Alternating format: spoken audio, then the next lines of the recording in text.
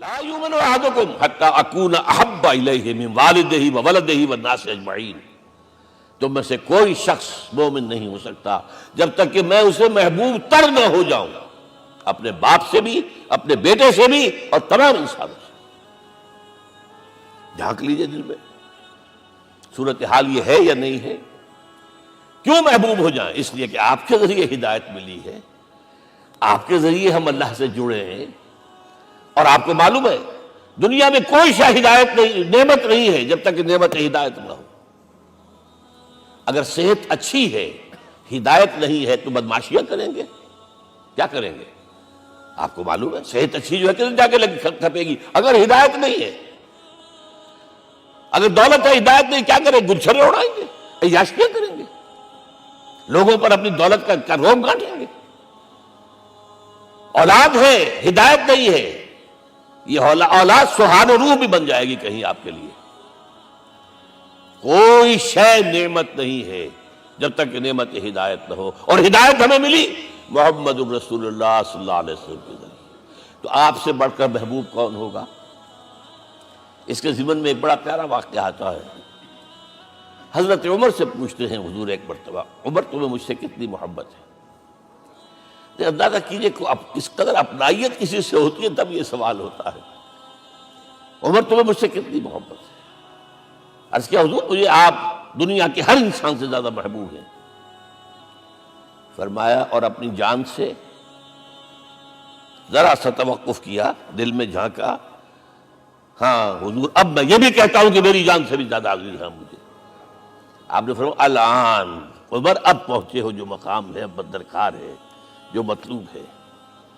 تو محبت اس درجے کی، اطاعت اس درجے کی اگر نہیں ہے تو ایمان نہیں ہے۔ ہاں قانونی ایمان ہے، آپ مسلمان ہیں، اللہ کا شکر ہے، بہت بڑا فضل ہے۔ اب اگلے بات پر آئیے، عزروہ، ان کی توقیر، ان کی تعظیم کرے۔ یہ تعظیم کس درجے میں؟ اب وقت بہت کم ہے، میں صرف آپ کو سورہ حجرات سے مثال دے رہا ہوں۔ فرمایا گیا یا ایھا الذین آمنوا لا ترفعوا اصواتکم فوق صوت النبی ولا تجہروا لہ بالقول کجہر بعضکم لبعض ان تحبط اعمالکم وانتم لا تشعرون۔ اے ایمان والو، کبھی اپنی آواز کو حضور کی آواز سے بلند تر نہ کر دینا، کبھی جس طرح بلند آواز سے ایک دوسرے سے بات کرتے ہو ایسے نہ کر بیٹھنا، مبادا تمہارے سارے اعمال حبط ہو جائیں اور تمہیں پتہ بھی نہ چلے۔ تم تو کہو گے میں نے کوئی گناہ کبیرہ تو نہیں کیا، میں نے کوئی ڈاکہ نہیں ڈالا، چوری نہیں کی، کوئی زنا نہیں کیا، کوئی شراب نہیں پی، لیکن یہ سوء ادب لا ترفعوا اصواتکم فوق صوت النبی ولا تجہروا لہ بالقول کجہر بعضکم لبعض ان تحبط اعمالکم وانتم لا تشعرون۔ یہاں ایک میں عملی بات بھی آپ کے سامنے رکھ دوں، صحابہ کے بارے میں تو بات سمجھ میں آ گئی کہ اپنی آوازیں پست رکھیں، ہم کیسے کریں؟ ہمارا ایک طرز عمل ہونا چاہیے۔ اگر کسی گفتگو میں کوئی شخص کہ حضور نے یہ فرمایا ہے، کبھی یہ نہ کہے میں نہیں مانتا، ہاں توقف کر لیں، بھائی میں تحقیق کروں گا کہ واقعی یہ حدیث صحیح ہے یا نہیں ہے، ٹھیک، ضروری نہیں کہ جو کہہ دیں مان لیں آپ۔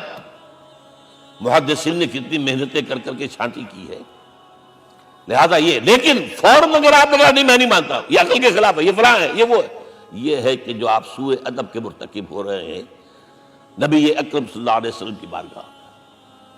ہاں توقف کریں، غور کریں، تحقیق کریں، معلوم ہو کہ یہ حدیث پختہ نہیں ہے، مستند نہیں ہے، پھر دوسری بات ہے۔ اور یہ جان لیجئے ہمارا جو معاشرہ ہے اس کا ایک قانونی جو ہے احاطہ ہے، یہ بھی سورہ حجرات کی پہلی آیت ہے، یا ایھا الذین آمنوا لا تقدموا بین یدی اللہ ورسولہ۔ اللہ اور اس کے رسول کے احکام کا دائرہ ہے، اس کے اندر اندر رہو، باہر نہیں نکل سکتے۔ لیکن اس دائرے کے اندر ایک مرکزی شخصیت جس کی دل آویزی، جس کا حسن سلوک، جس کا حسن کردار، جس کا حسن اخلاق مرکز بن جائے، تمام لوگوں کی جذباتی محبت کا مرکز بن جائے، اگر یہ نہیں ہوگا تو معاشرہ مضبوط نہیں ہوگا۔ محض قانون اور دستور پر معاشرہ مضبوط نہیں ہوتا. کسی شخصیت، اب آپ کو معلوم ہے آخر ہندوستان کے معاشرے میں گاندھی کا ایک مقام ہے کہ نہیں ہے؟ آخر یہ سارا معاملہ چل رہا ہے اسی کے گرد کے نہیں؟ ماؤ تنگ کے معاملہ ہے ہی کہ نہیں ہے؟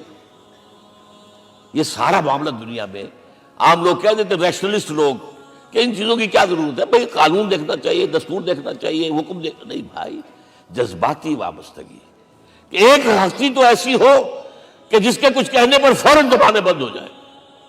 اور اس کا نقشہ میں سعودی عرب میں دیکھتا ہوں، اگر وہاں کے دو بدو لڑ رہے ہوں سخت اور ایک دوسرے کو کھانے کو دوڑ رہے ہوں، کوئی شخص کہتے صلی علی النبی، فوراً خاموش. معلوم ہوتا ہے آگ کے اوپر کسی نے پانی ڈال دیا، خاموش، صلی علی النبی، صرف یہ کہنے سے. یہ جذباتی وابستگی اگر محمد سے نہیں ہے صلی اللہ علیہ وسلم تو آپ کا معاشرہ کبھی مضبوط